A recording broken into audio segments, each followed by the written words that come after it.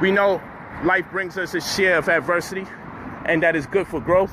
So we just connect with the universe and we ask for clairvoyance, clairaudience, clairsentience, psychometry, intuition. We ask for the higher senses. We ask that we could tap into that which we've been endowed with, our higher senses. Because we know the 5 senses is really 1 sense field. And when we add those other senses I just added to it, the other 4, it adds up to 9 senses, which really turn into perception. So we just ask for the right perception.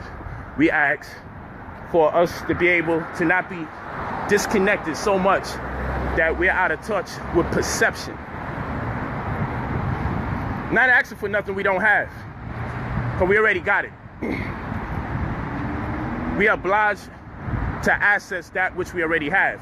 So we're very careful about the words we use. We don't want to use the word want, and we don't want to use the word need, because they both would imply that we're without. And we already have, because we're already part of all. You can't take from it, because if you did, where will you put it? You can't add to it, because if you add to it, where would you get it from?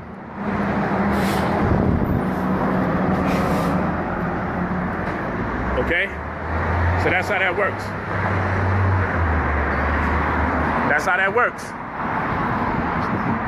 So yes, you got to do your prayer. You don't have to pray to no person, no entity in particular. That's nonsense.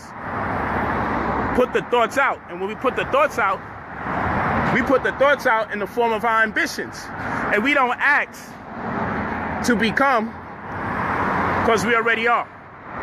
So you may say, then what are you praying about?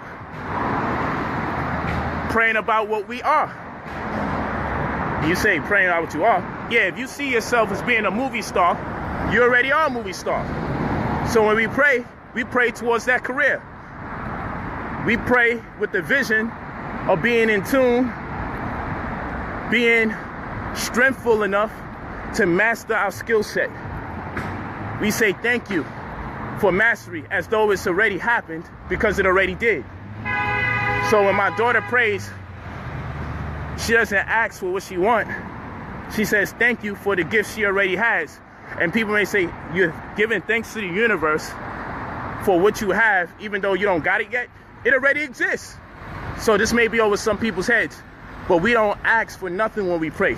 We give thanks for it already taking place, because we're using our consciousness to manifest our goals. So we speak in the affirmative.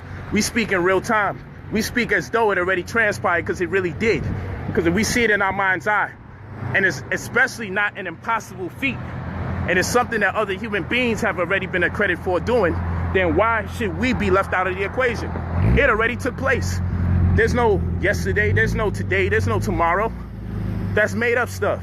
It's not 3 o'clock on the West Coast and 6 o'clock on the East. That's made up stuff. It's the same hour.